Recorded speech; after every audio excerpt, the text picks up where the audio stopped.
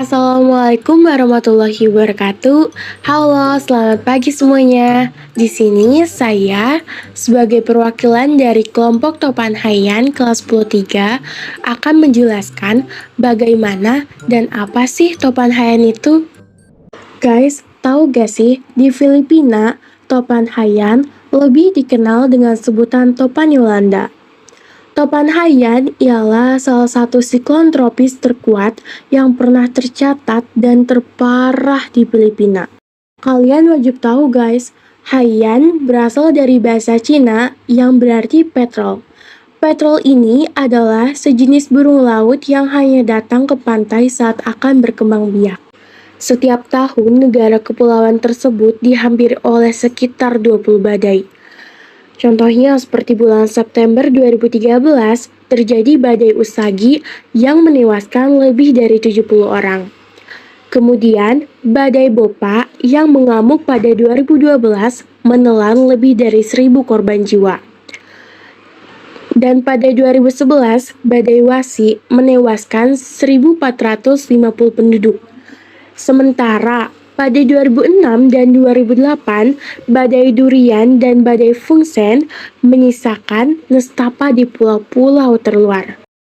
Kalian wajib tahu nih guys, persebaran Topan Haiyan dimulai dari tanggal 2 November, badai terdeteksi di daerah bertekanan rendah di Mikronesia.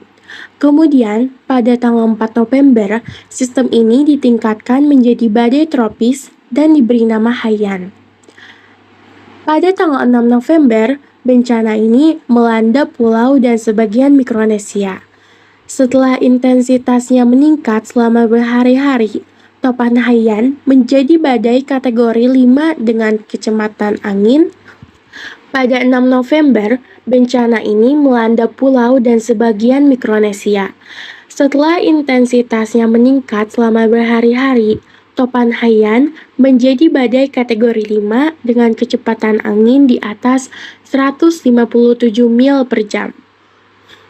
Pada tanggal 7 November, Haiyan memasuki wilayah Filipina yang diberi peringatan, persiapan, dan pengumuman semakin intensitas.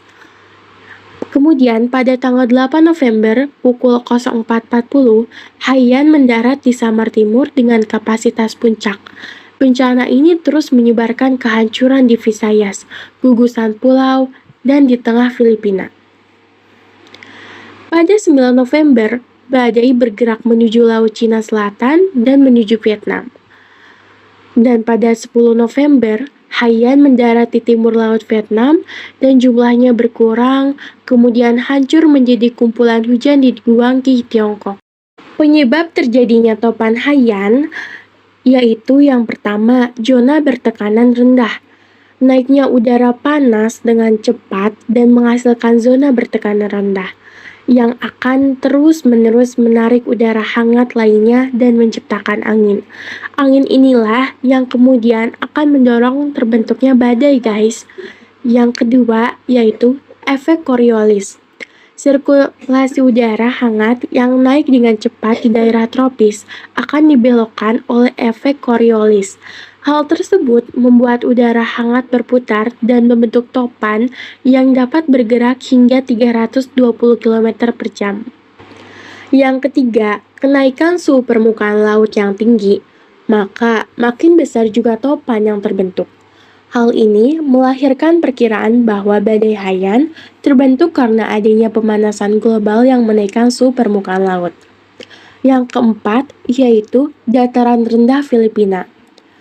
Filipina memiliki pulau-pulau terbuka yang berupa dataran rendah. Permukaan datar yang rendah membuat Filipina rentan mengalami kerusakan berat saat terkena badai.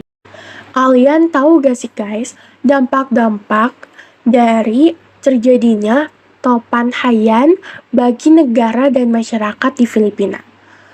Dampaknya yaitu lebih dari 14 juta orang di 44 provinsi yang menyebabkan 4,1 juta orang mengungsi, sekitar 6.000 orang lebih yang tewas, dan menyebabkan 1.800 orang menghilang. Selain itu, Topan Haiyan merusak 1,1 juta rumah dan menghancurkan 33 juta pohon kelapa, yang mana pohon kelapa merupakan sumber utama penghidupan masyarakat di Filipina. Dan juga dampaknya mengganggu penghidupan 5,9 juta pekerja. Kerusakan keseluruhan diperkirakan mencapai US dollar 5,8 miliar. Listrik langsung padam dan tak ada sinyal seluler sama sekali. Sehingga komunikasi dilakukan melalui radio. Nah, beberapa negara ini membantu pasca insiden Topan Haiyan, yaitu yang pertama, pemerintah Indonesia mengirimkan bantuan sebesar US dollar 2 juta atau setara dengan 23,2 miliar untuk korban bencana Topan Haiyan di Filipina. Bantuan itu berupa 75 ton logistik yang mencakup ratusan paket bantuan berupa matras, tenda, dan makanan penambah gizi. Dan sisanya yaitu uang tunai sebesar US dollar 1 juta. Yang kedua, Departemen Pertahanan Amerika Serikat mengirimkan personal militer dan peralatan untuk membantu upaya pemberian bantuan. Yang ketiga, yaitu pemerintah Australia memberikan bantuan kemanusiaan senilai 10 juta dolar Australia untuk para korban. Yang keempat, yaitu Badan UNICEF mengirimkan pesawat kargo yang mengangkut 60 ton bantuan termasuk obat-obatan dan peralatan sanitasi penjernih air. Yang kelima, yaitu pemerintah Eropa memberikan bantuan senilai 3 juta euro untuk Filipina. Yang keenam, yaitu pemerintah Taiwan akan mengucurkan dana bantuan sebesar US dollar 200.000. Yang ketujuh, yaitu pemerintah Singapura menyumbangkan dana sebesar US dollar 40.000. Nah guys, jadi kalian udah tahu kan apa itu Topan Haiyan dan juga bagaimana sih Topan Haiyan itu?